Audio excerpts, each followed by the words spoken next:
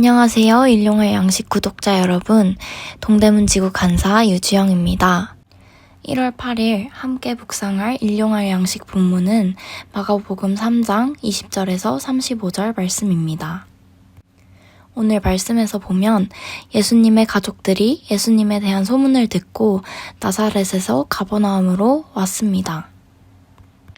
가족들은 예수님이 미쳤다고 생각해서 예수님을 데려다가 붙들어 두려고 했습니다. 예수님에 대해 오해하고 있기 때문입니다.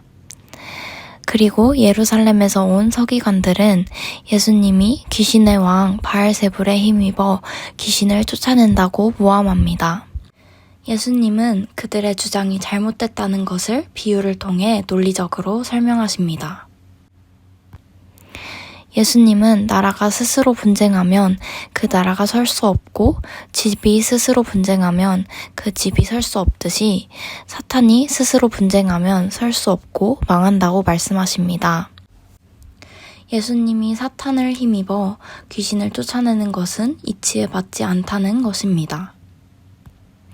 이렇게 예수님은 서기관들이 예수님이 바알세불에 사로잡혔다고 비방한 말에 대해 경고하십니다.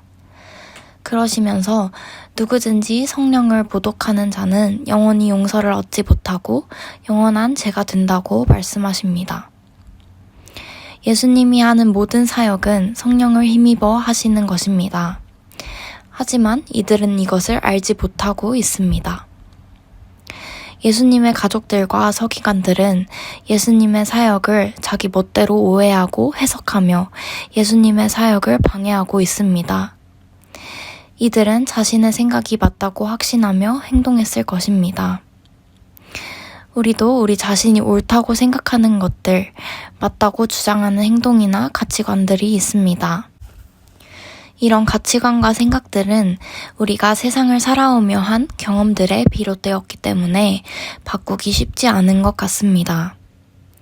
하지만 그런 행동들을 과연 하나님도 옳다고 생각하시고 하나님의 뜻과 계획에도 합당한 것인지, 하나님의 뜻을 왜곡하거나 오해하며 생각하고 있진 않은지 자기 자신을 돌아볼 필요가 있는 것 같습니다.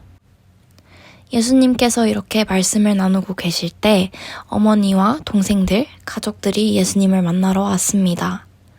그리고 주변에 있던 제자들이 예수님께 이를 알렸습니다. 그랬을 때 예수님께서 뜻밖의 말씀을 하셨습니다.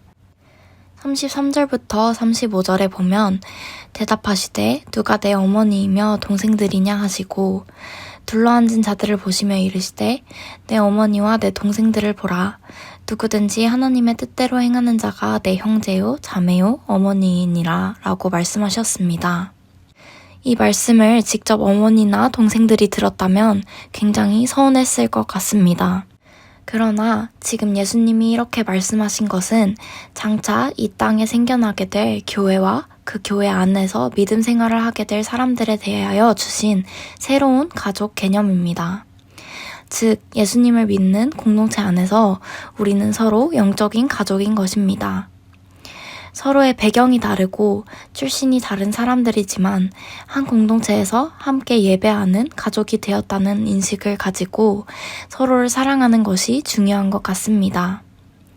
서로의 생각과 가치관이 달라 부딪힐 때도 있겠지만 서로의 다름을 인정하고 있는 모습 그대로를 사랑하며 서로의 어려움에 관심을 가지고 살피며 기도해주는 공동체가 되는 것이 예수님이 원하신 영적인 가족 공동체의 모습인 것 같습니다.